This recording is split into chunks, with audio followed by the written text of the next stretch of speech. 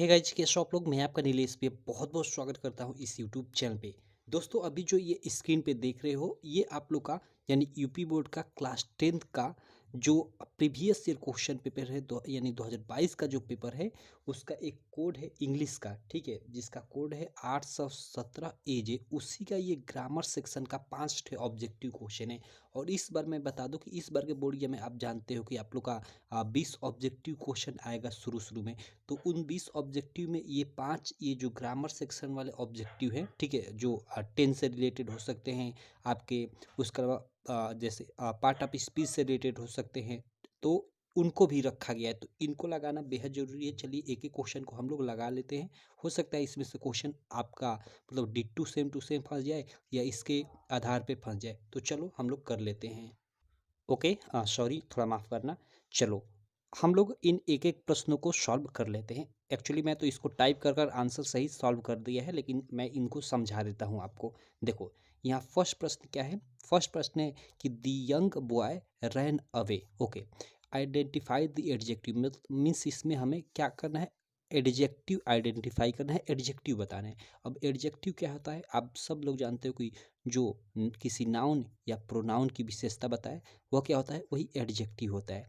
तो देखो यहाँ the young boy, boy boy क्या है, एक नाउन है, ठीक है, और उसकी विशेषता बता रहा है यंग की। बॉय कैसा है, यंग है। तो यहाँ पे यंग क्या हो गया, आपका एडजेक्टिव हो गया। तो ये दी रैन अवे ये गलत हो जाएगा सब, ठीक है।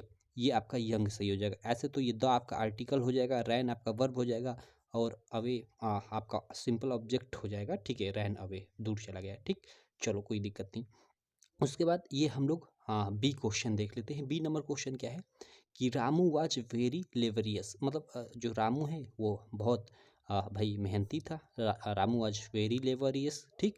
तो यहाँ हमें आइडेंटिफाई द वर्ब, हमें इसमें वर्ब आइडेंटिफाई करना है कि वर्ब कौन सी है। तो देखो, रामू वाज वेरी लेवरियस, यहाँ पे जो वर्ब है ये वाज वर्ब है। और कैसी वर्ब है, हेल्पिंग वर्ब है, ठीक। यहाँ पे मेन वर्ब नहीं दी हुई है। क्लियर।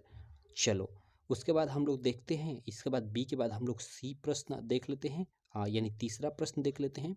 तीसरा प्रश्न क्या है, आप स्क्रीन पे देख सकते हो कि the noun form of strong. कई बार ये एग्जाम में पूछ चुका है, वेरी वेरी इंपॉर्टेंट है। हो सकता है इस बार के एग्जाम में भी पूछ दे। हमें क्या बताना है कि जो स्ट्रांग शब्द है, ठीक है, इसका हमें नाउन बताना है, इसका नाउन फॉर्म बताना है कि इसका नाउन फॉर्म क्या होगा। वो स्ट्रेंथ दिया है, स्ट्रॉन्गर दिया है, ठीक है, स्ट्रॉन्गेस्ट दिया है या स्ट्रेंज दिया है, ठीक है। तो सही ऑप्शन ये फर्स्ट हो जाएगा, ठीक है। Strength, STRENG, sorry sorry sorry, हाँ यही होगा, ठीक।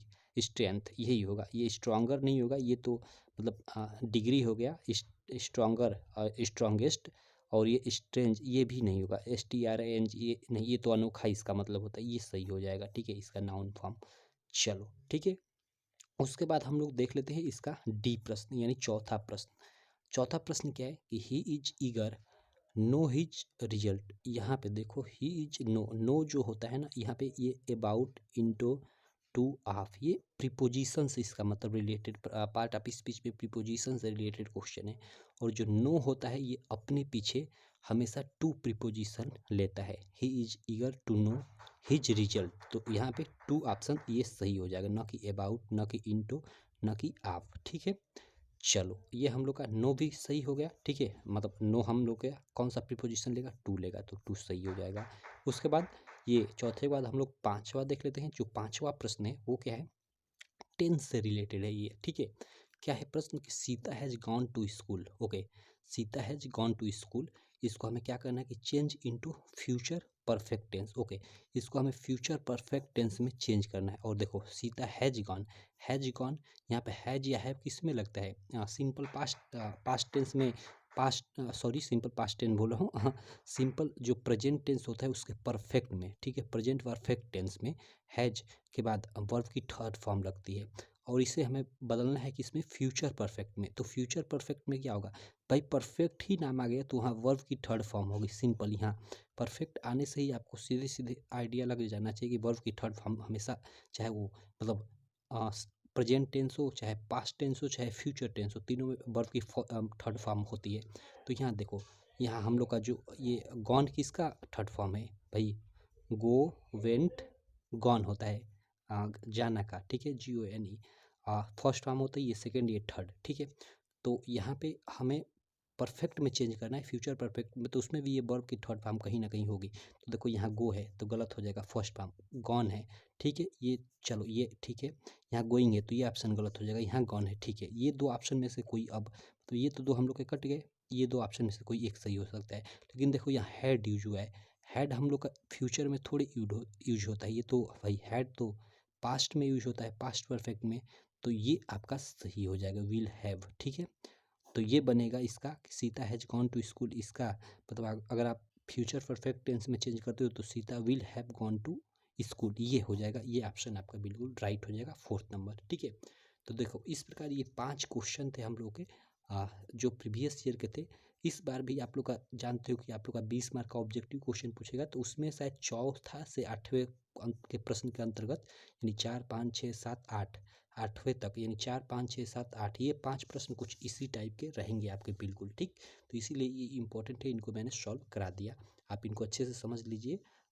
देखो मैं ये नहीं बोलता कि इसमें से ये डिट्टू यही क्वेश्चन आएंगे, इसके आधार पे दूसरे क्वेश्चन आ सकते हैं, तो इसको समझे रहोगे तो आसानी से वो क्वेश्चन कर लोगे, ठीक।